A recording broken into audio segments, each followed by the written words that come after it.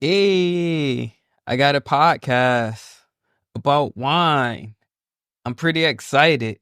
Yes, yes, yes. I'm so grateful. I'm so grateful that I get to do this on a regular basis for you guys, for myself too, because I'm not gonna lie, I be having a lot of fun doing this.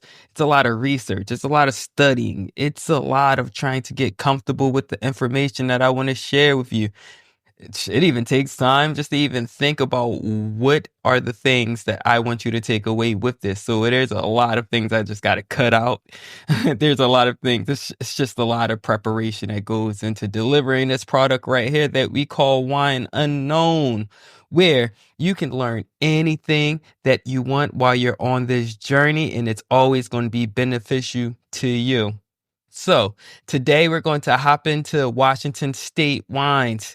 Not Washington, D.C. We're on the West Coast with this one. Washington State wines are just, oh man, they're all over the place. It's one of the newest winemaking regions, and it has like at least 19 AVAs now. It got to be somewhere around there. Last time we checked, it was 14, but I think it has grown to 19 now. Whatever. We'll jump into all of that in a little bit, but hopefully you have something in front of you, no matter if it's a bottle of wine, a bottle of water, or a cup of coffee, because you could be on your commute somewhere, and this is just easy listening, just to get you going, I guess. But if not, if hopefully you're in a house listening to this, you got your glass of wine, and it's a little bit of relaxation, some R&R, if I say so. All right, but let's get into this episode of Wine Unknown. Cheers.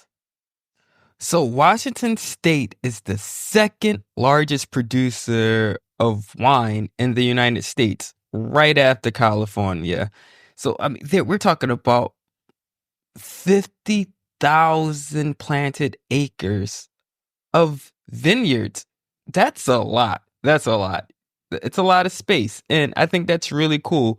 What like it's so much to even dive into that. Like you can't imagine how much land is 50,000 acres.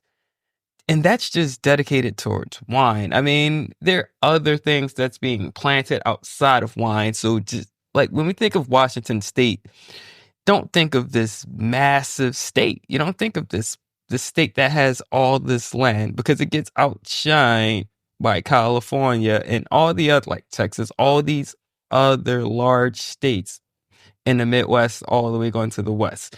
It's not as close and small and tight knit as everything is here on East Coast. It's a lot more space, and it just gets overshined. Something that's cool that I really appreciate Washington for within their winemaking laws is that you have to have a minimum of 95% Washington grown grapes in order for you to have an Washington appellation on the label. So as massive as Washington is, that should be pretty easy to do. They're just like, all right, we know we have Oregon right there. We know we have California right there. But in order for you to put an appellation on this, 95% of the grapes got to come from here.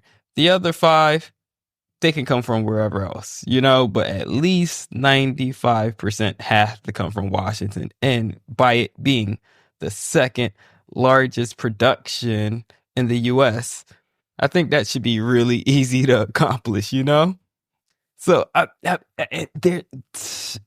it's such a huge range of the type of grapes that are grown in Washington. Like we're talking about, it has to be almost like 20. So for red grapes, you're going to see most popular Cabernet Sauvignon. You're going to see Merlot. You're going to see Syrah. Then you start jumping into Cap Franc, Malbec, Sangiovese, Grenache, Petit Verdot. Like that's where you start seeing a Bordeaux influence. Predominantly, all of these are Bordeaux grapes, except the Sangiovese, eh, and Syrah. But for the most part, you can see what old world winemaking style has more influence over Washington State wines. Now, for the white grapes, though, so the white type of wines that you're going to see out of Washington State are Chardonnay, Riesling, Pinot Gris or Pinot Grigio, Sauvignon Blanc, Gewürztraminer, Viognier, Semillon, and Chenin Blanc. Now, the white grapes are all over the place. It's not like you can just really hone in and see what's the influence. But the most popular one that we would know would be Riesling. And you're just going to automatically think of Chateau Saint Michel. Their Rieslings are everywhere. So, so to do that amount of volume at that level just lets you know how massive Washington State is.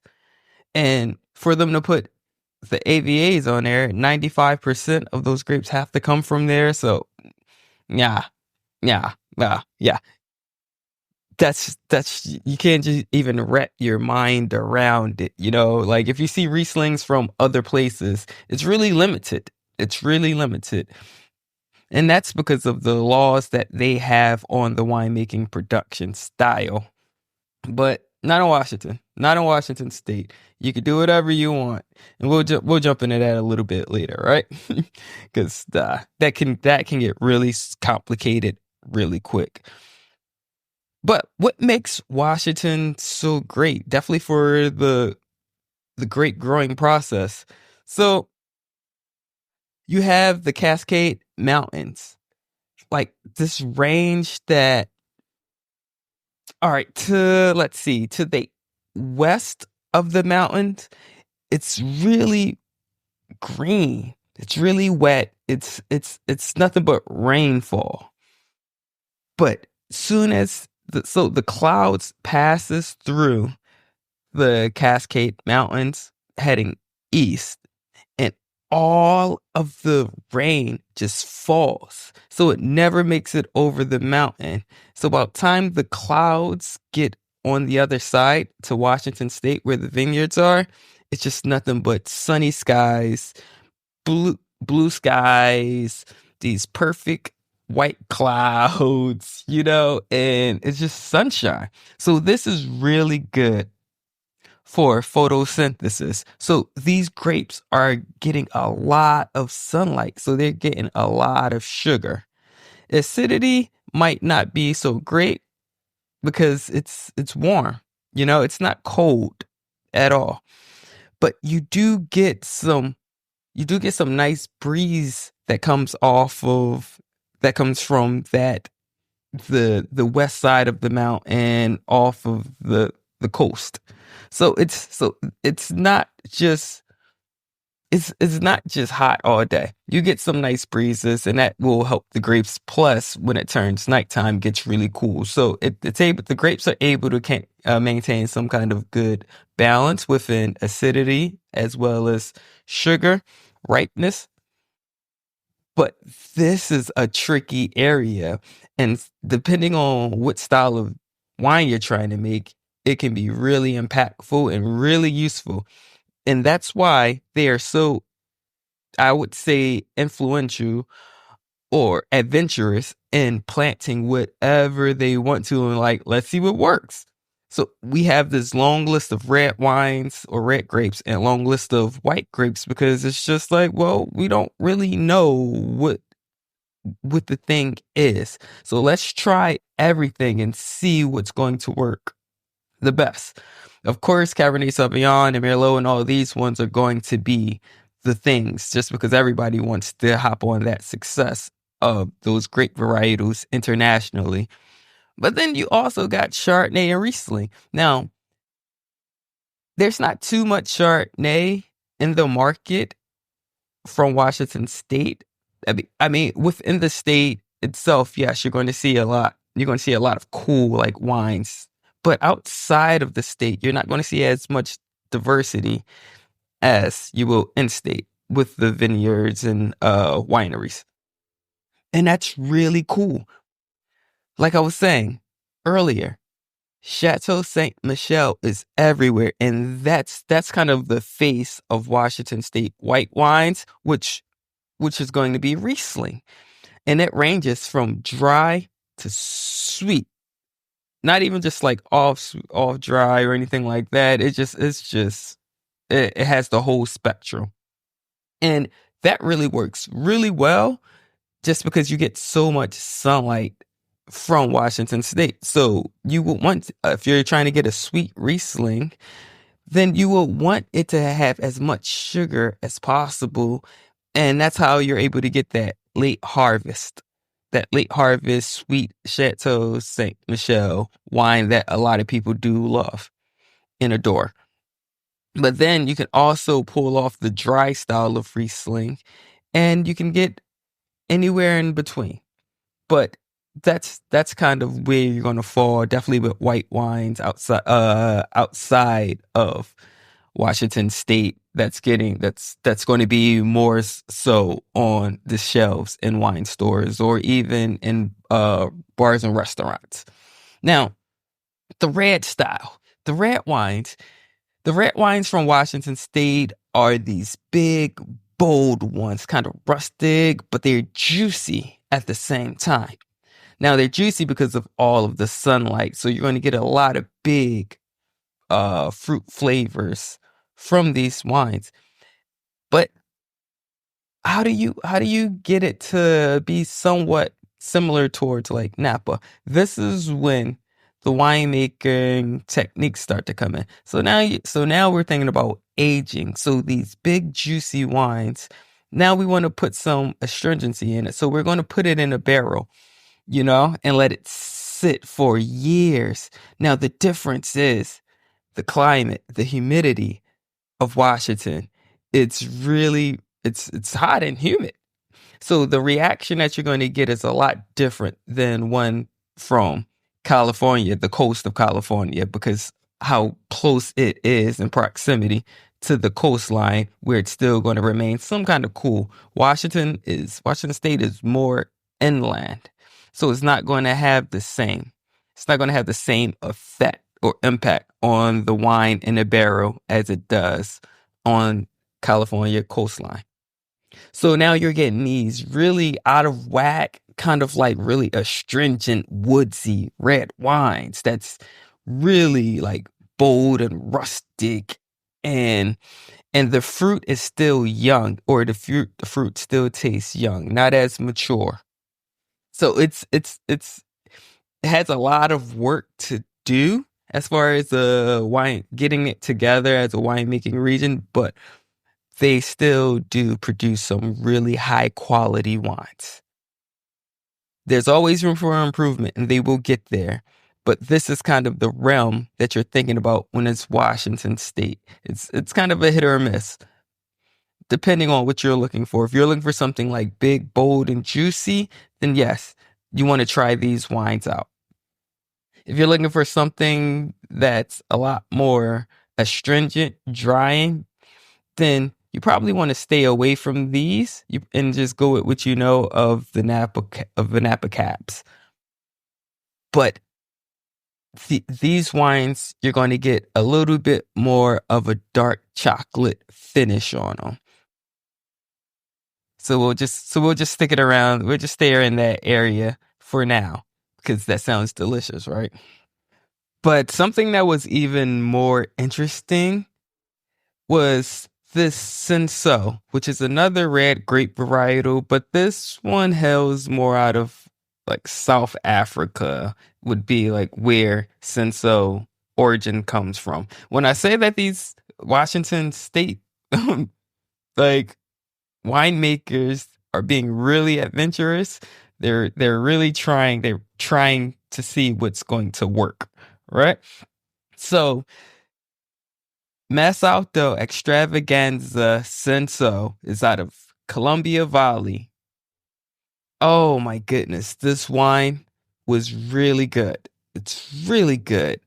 I had it on a tasting in my Washington State lineup, and myself and the general public just all enjoyed this. And most of them never had a Senso before.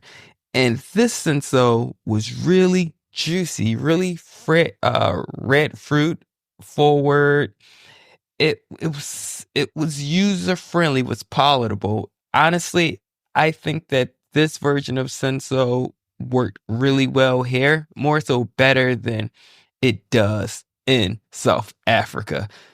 And that's saying a lot because, man, like if senso was to become popular in the mainstay grape varietal for Washington State, that changes things. That changes things a lot.